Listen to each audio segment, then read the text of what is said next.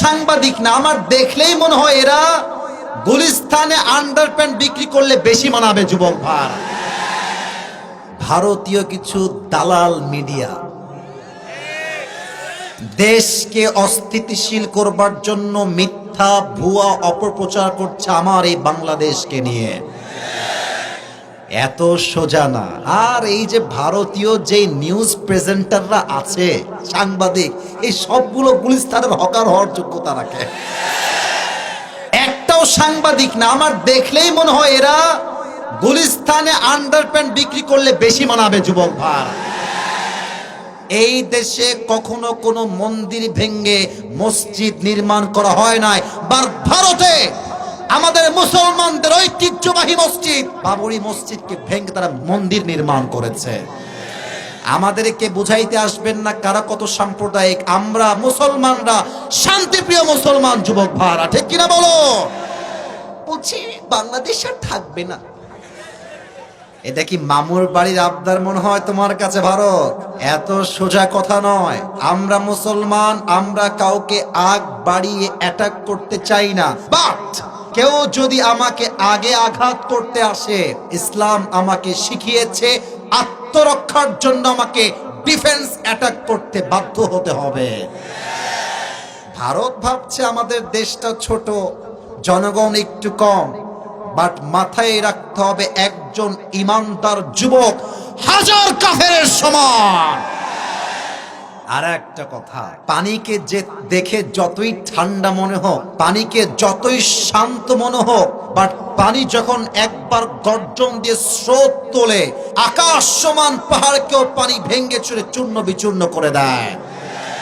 অতএব ভারতরা যদি ভাবে যে বাংলাদেশকে এই করে ফেলবো সেই করে ফেলবো, এত সোজা নয়। যদি আগামীতে কোনো স্বৈরাচার শাসককে আবার ক্ষমতায় আনার জন্য কেউ কোনো প্রকার সাম্প্রদায়িক দাঙ্গা লাগিয়ে দেশকে অস্থিতিশীল করতে চান, স্পষ্ট ভাষায় বলছি, আগামীতে একটা শহীদ আবু সাইদ নয়, হাজার শহীদ আবু সাইদ মাথায় কাফনের কাফন বেঁধে রাস্তায় নেমে যাবে।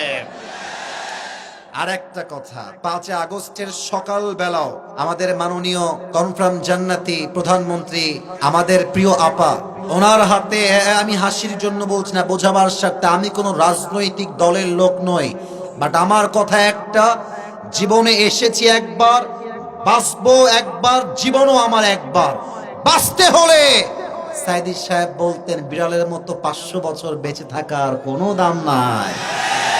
সিংহের মতো 1 ঘন্টা গর্জন দিয়ে আমরা বাঁচতে চাই। 5 আগস্টের সকালবেলাও আপনার হাতে এয়ারফোর্স ছিল, ল্যান্ড ফোর্স ছিল, পুলিশ ছিল, র্যাব ছিল, বিডিআর ছিল, সেনাবাহিনী ছিল, তথাকথিত গুন্ডালিক বাহিনীও আপনার হাতে ছিল। আপনি এত কিছু দিয়েও কিন্তু আপনার চেয়ারকে ধরে রাখতে পারেন নাই। আর আপনি মামুর বাড়ি দিল্লি গিয়ে ইসকনকে লাগাই দিবেন মারামারি করতে, সাম্প্রদায়িক দাঙ্গা লাগাবেন, আর ঠাস করে চট করে এসে আপনি ক্ষমতায় বসে যাবেন। আর আমরা কি বসে বসে আঙ্গুল চুষবো নাকি ঠাকুর গায়ের বাহারা? স্পষ্ট পয়গাম আজকের মাহফিলে, আগামীতে এমন রাষ্ট্র শাসক কায়েম করতে হবে যে সংসদ ভবনে দাঁড়িয়ে নামাজের ইমাম হওয়ার যোগ্যতা রাখে।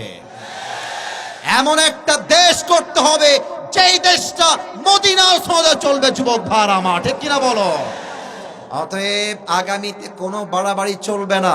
ঠাকুরগাঁয়ে অনেক হিন্দুরা থাকে আমাদের ভাই, তারা রংপুরে অনেক হিন্দু থাকে ভাই আমার, তারা মন্দিরে পূজা করবে, পূজার সময় আনন্দ করবে, উৎসব করবে, তাদেরকে পুলিশরা প্রটোকল দিবে। কোনো দাঙ্গা আমরা চাই না। এই দেশে কখনো কোনো মন্দির ভেঙে মসজিদ নির্মাণ করা হয় নাই। ভারতে আমাদের মুসলমানদের ঐতিহ্যবাহী মসজিদ বাবরি মসজিদকে ভেঙে তারা মন্দির নির্মাণ করেছে। আমাদেরকে বুঝাইতে আসবেন না কারা কত সাম্প্রদায়িক। আমরা মুসলমানরা শান্তিপ্রিয় মুসলমান যুবক ভাইরা, ঠিক কিনা বলো?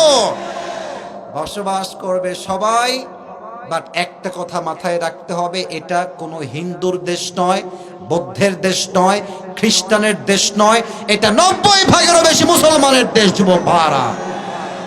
আল্লাহ তাআলা আমাদের সবাইকে কথাগুলো বোঝার তৌফিক দান করুন। সকলেই দিল খুলে পড়ুন আমিন।